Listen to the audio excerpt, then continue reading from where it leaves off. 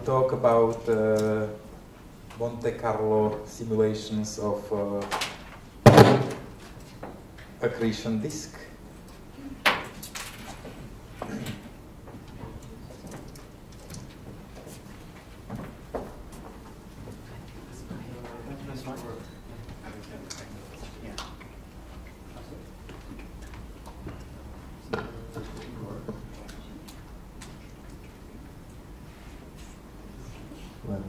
While this is setting up, I can already thank the organizers for the kind invitation in this mundane place.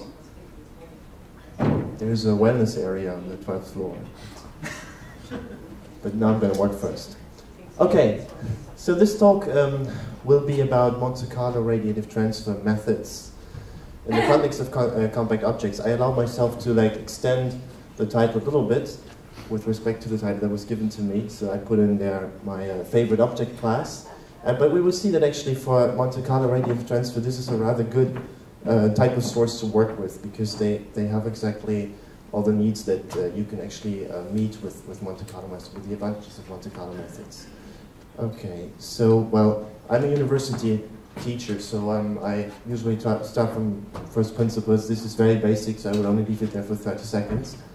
Actually, well, these are the basics of radiative transfer, and so the radiative transfer equation is, of course, here. And what you need to have a radiative transfer equation is a definition of a specific intensity. And the specific intensity is actually a directed value. So it's actually kind of a vector with it's an intensity with a given direction. If you integrate over all the angles, you get the mean intensity within a certain volume element. And then you can actually construct what we call the source function here. And in the source function, you have combined the emission and absorption properties. Emission up here and absorption up there. Emission due to rescattering and also emission due to absorption. Is there anything wrong with the connection here?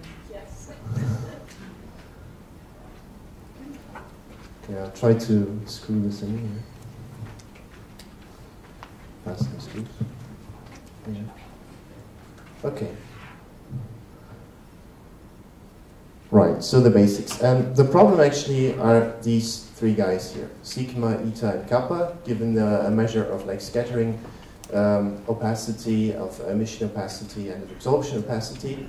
And the trouble is that they actually depend on the source function themselves. So it's a kind of an iterative problem that needs to be solved by iterative methods. Only for very few cases there can be found analytical solutions, very clear cases.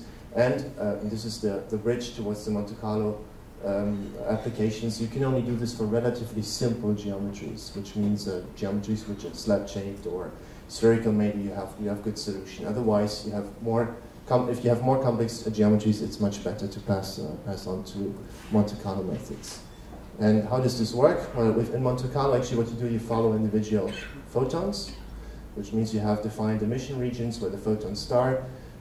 Take off into some random direction, given according to some angular distribution function, and then you check if on the way they will meet a scattering region. If they do, they enter the scattering region, they scatter around, and again, every time you have a scattering event for the scattering angles, you throw the dice to find out, according to given angular distribution, probability distributions, where they go. And these probability distributions are actually calculated using this formula up here.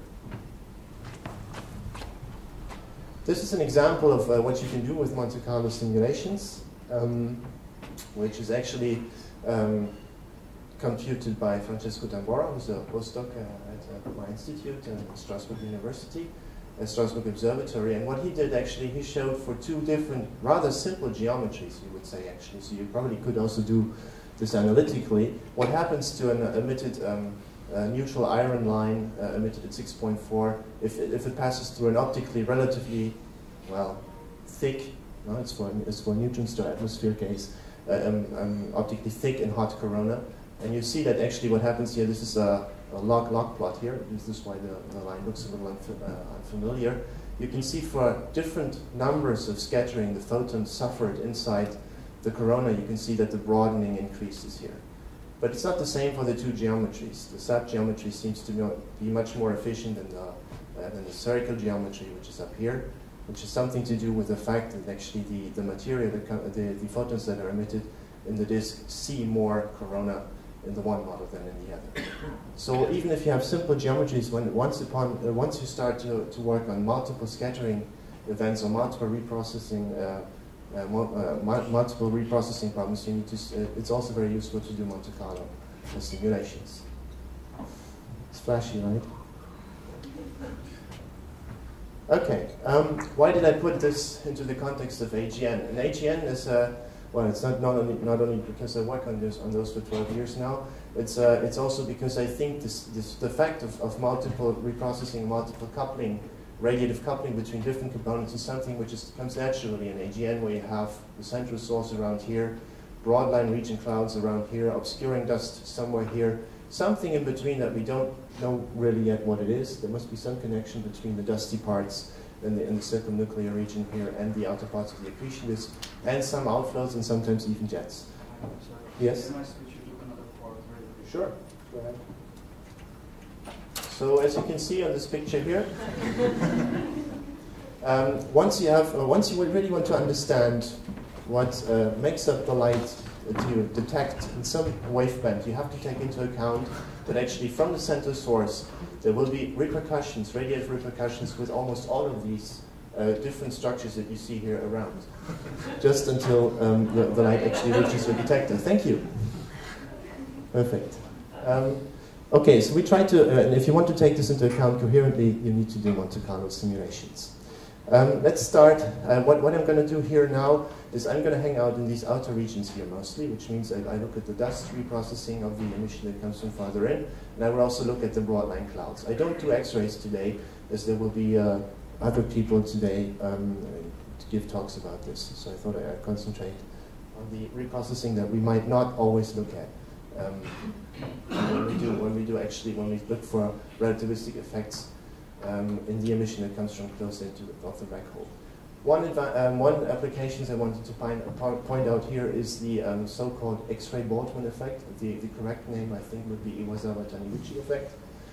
People who actually discovered this effect. And there are two examples here. One's for one object, which is given here, and this was published by Shu et al. In 2012. It's a very well-known narrow-line Seaford 1, where you see the equivalent width of the iron K alpha line, of the narrow component of the iron K alpha line, the one that we always have to subtract carefully when we do broad iron line analyses, as a function of the X-ray luminosity. So this is a well-known anti-correlation.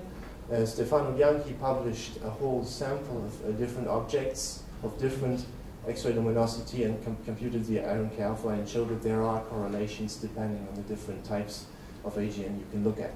So this is something we would like to understand. And usually in X-ray spectroscopy, when I worked with it on this and looked for broad iron lines, then we attributed to the narrow component a Gaussian component, and saying this comes from further away somewhere, not really specifying what it is. But meanwhile, it is possible to actually compute the contribution from the dusty torus in the X-ray range, and this is actually being done by this collaboration here. Ritchie et al., which I would like to present on these two slides here. Actually, the question is, we see as the first result the X-ray Baldwin effect. We also see a second result, that there's a decrease in fraction of obscured AGN with X-ray luminosity. This is given here in this plot. It comes from Ritchie et al. 2013. You see it depending on who is making the measurements and the survey, and this is certainly a question of different selection effects. You see that there are different correlations between the fraction of obscured sources and their X-ray luminosity, but they have in common that they all somehow go down. Right? Once you go up in luminosity, you lose obscured sources. So the question is if you can explain this with this old suggestion by Andrew Lawrence that this is what we see there is a receding torus effect. And Ritchie et al. Actually tried to solve this, making Monte Carlo radiative transfer simulations of X-ray radiation that hits the torus and then gets eventually multiply scattered inside this torus funnel here, which is something you can do with Monte Carlo simulations rather easily. And they actually found that when you calculate the equivalent width of a narrow K alpha line that comes out of a modeling like this as a function of the X-ray luminosity, you can at least partly reproduce these trends that were found by the two observation works that I cited just before, Shu et al., Bianchi et al., iron line, K alpha line equivalent width versus X-ray luminosity. So it's roughly the same trend. And it puts constraints on the on the column density that you have to assume for this torus. I should point out in the same context the work done by Murphy and Yacoub, who actually created, I think, the first expect model where you can put, where you can actually model the narrow component of the iron line that comes from the torus surface self-consistently. It works in a quite similar way, but the geometry is slightly different. So another result from that paper, the last one I wanted to show, is that actually when you now compare it with the observations and you put, again, iron K alpha line equivalent width against X-ray luminosity, then you see, well, it's not very clear. It doesn't point out clearly one column density, but at least it puts you some constraints in the column density that you have to assume for your torus to reproduce these results. So yeah, this is recent work on a torus with smooth surfaces. We stay a bit in this region. I wanted to point out another work, this time not in the X-rays, but in the infrared, which is slightly older. Started by Nenkova et al. In 2008, and Honig and Kishimoto, actually the work already started in 2006, so around about the same time, parallel to Nenkova. I'm going to focus more on Sebastian Honig's work because it's really pure Monte Carlo modeling he did. This is a plot that came from the thesis by Frédéric Marin, who will give the next talk actually. And he also looked into clumpy torus models on multi-wavelength. Now, the idea behind this is, in order to solve the old problem of the hydrostatic stability of the dusty torus, you have to basically assume that it's a clumpy medium and probably in some kind of dynamical motion.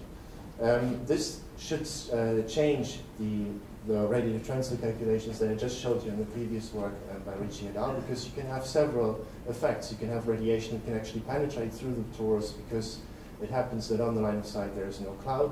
Then, of course, multiple scattering can happen, and either the photon is absorbed somewhere on the way or it escapes. This is something that you can treat self-consistently within a Monte Carlo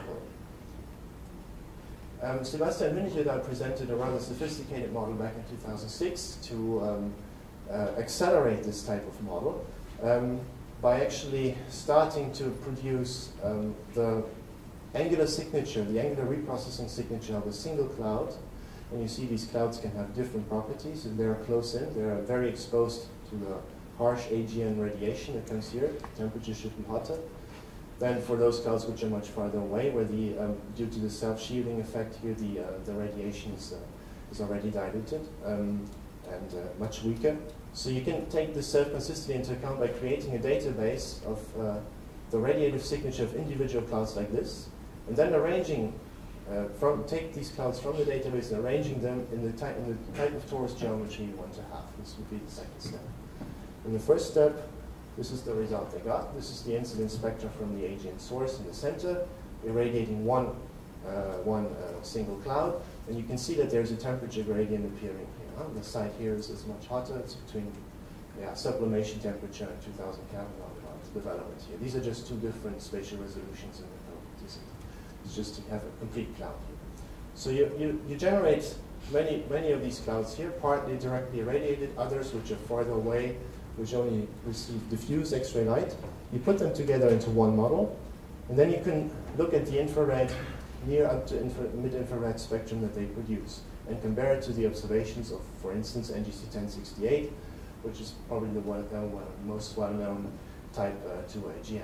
And this is what you get. And the models are here in gray, and the fact that these lines seem to be sick is actually a superposition of many lines, and this is due to the fact that these are all different random cloud distributions you can have. One of them is given here. This is a model distribution actually that came out of their point.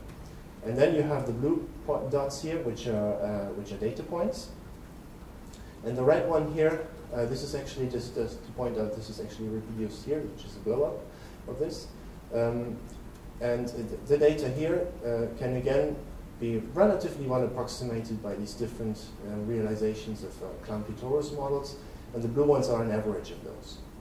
So it's roughly, I mean, it's not a perfect fit, but it's roughly in agreement with that. And I think, as far as I know, this was the first time this has ever been done with a clumpy torus model. And we learned quite a few things from this. I tried to summarize it here. The first part, conclusions here. So we can, go around the hydrostatic problem by assuming a clumpy torus. The spectra is correctly reproduced, and they found that actually on average 5 to 8 clouds lie on the line of sight, not more, which gives you the possibility to have lines of sight which actually go directly to the source.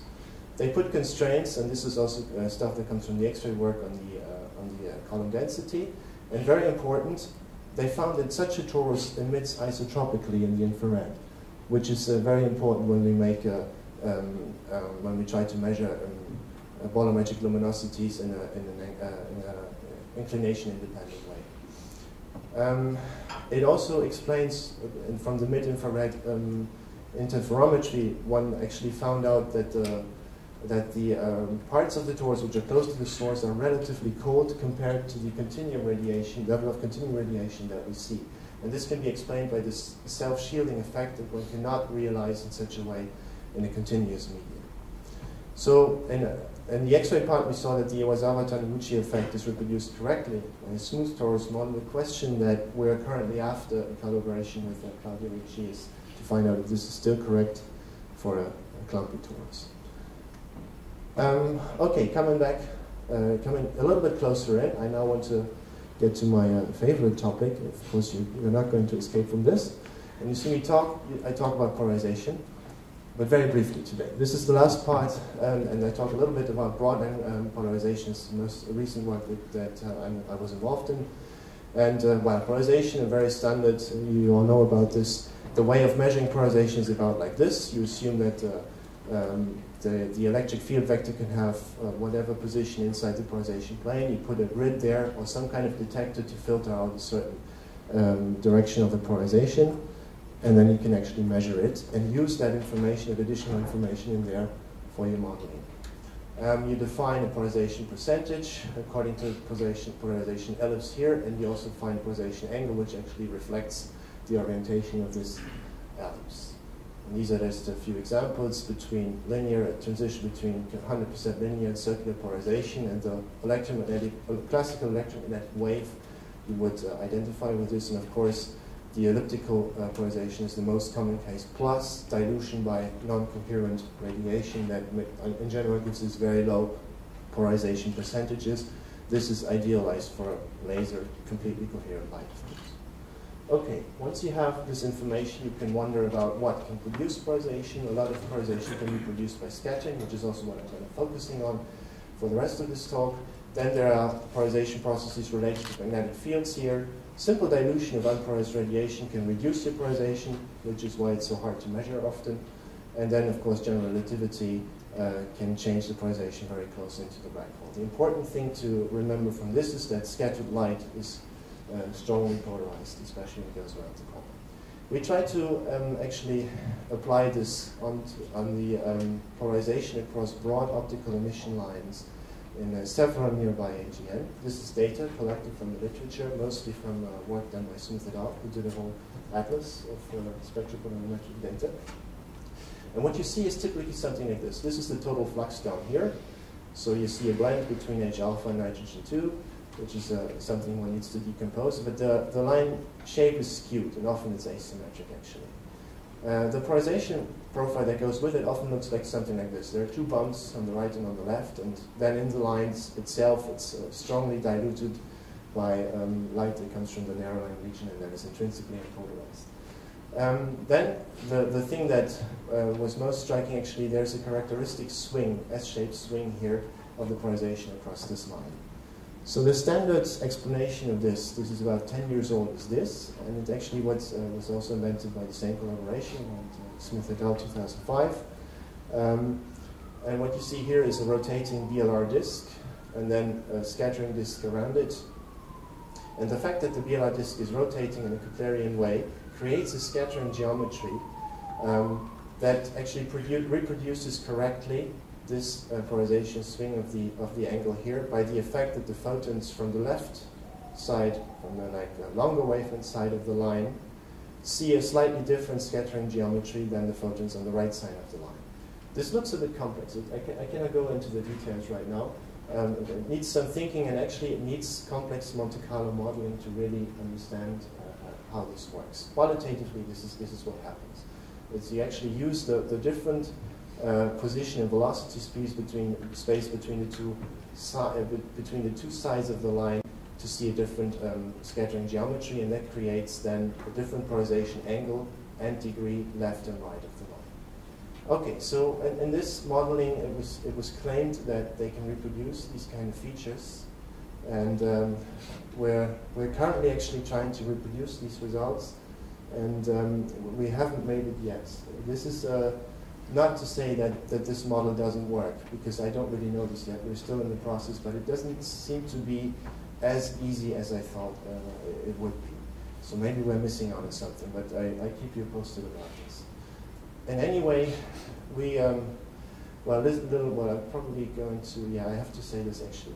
So another feature you see in the data is actually these polarization features, the dip here and the swing, are blue shifted with respect to the line centroid, which is given by the narrow line component, which in the Smith-et-al. Interpretation is solved by adding an inflow to this.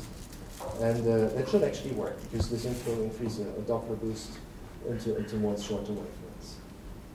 However, you sometimes also see in the data that the polarization features are redshifted. And this is much more difficult to explain within this axisymmetric model, because you would have to involve winds. But winds at the same position as the equatorial accretion flow, or would these winds go towards polar direction? But then it is much harder actually to produce these clear polarization features. So there's something which is not, there's maybe not all that you can explain easily in this model. So Martin Geskus suggested another solution, saying that, well, what if the asymmetry doesn't come from the velocity alone, but from the fact that the source is non-axisymmetric, that we see most of the light at a given moment from the accretion disk coming from a specific region, localized region of the accretion disk. This is a standard accretion disk spectrum here, which is a superposition of the different Planck functions that you get from the different radii, and suddenly this off-axis source launches, is triggered, and then you get an additional strong contribution here at a given radius of the disk, and it gives you like this bump. This is something which is observed, and this is how Martin Geskus got the idea, I think. So if this is the case, then our scattering geometry changes. And we were trying to model this actually. So we have a BLR here. We say it's partly intermixed with the accretion disk, and we put a strong off-axis source here. It would look like something like this. So let's say this is here, this half-moon thing here is actually where you have a precise velocity, Doppler velocity towards the observer. So you have at a given position of the line. I'm almost done. When you model this using the Stokes code, and Frédéric Marin produced this polarization map, it looks like something like this. So you have again this BLR disk here. The continuum irradiation comes from here, produces a relatively strong but spread out polarized flux with polarization angles all over the place. So in the end, this produces rather low polarization. Whereas here, all these polarization angles are aligned, and even though the flux is relatively low, if you integrate over the whole disk, you get a strong polarization here. So you have a strong polarization signal on the receding part of on the approaching part of the disk, and a weaker one on the receding, which gives you this asymmetry you need to produce the polarization behavior as it is observed. This is the last slide, summarizing the modeling attempts where we currently are. So what you have here are localized off-axis sources going around the clock, 8 positions. And every time there is the spectral line profile that goes with it in velocity space. You have the scale here, together with the polarization profile. So you see this double horn and dip structure in there, as in the data, as reproduced by Smith et al. Before. And then this polarization swing, S-swing, that can go this way around or the other way around, depending on where the source is. So the potential of this is, we are currently running a VLT monitoring program, spectropolarimetric monitoring program of several nearby Cepheid galaxies. The potential of this is that we can start to map out, to probe off-axis suborbital structures on the optical accretion disk. This is what we're after actually with this. So we're going to do this for a few objects only. We will have to do still some more careful modeling to actually see if we can really do it. And the thing that still scares me a bit in this application is that in order to produce this, you need to put 35 of the complete optical flux into this one off-axis source. This is for the moment something which is, if it's true, put strong constraints on accretion disk models. I'm not sure yet if we can get the similar results with a different partition of, how do you say, a different positioning of different off-axis sources. But for the moment, yeah, this is how it looks like. So conclusion part 2, and maybe need you read those. This is basically what I just said about the off-axis model, and actually the deciding test between the two interpretations. There might be true, both of them, because there's a lot of support also for the geometry that it was suggested by Smith et al. The deciding thing between the two is time variability of polarized flux, I think. When you see the polarization properties shift across one line and on a time scale of months, for instance, one's blue shifted, one's red shifted, blue shifted, one's red shifted, yes, then I think it speaks more for the off-axis model. But we have to wait and see if this happens. So far it doesn't. Thank you. So thank you, Rene, for your talk.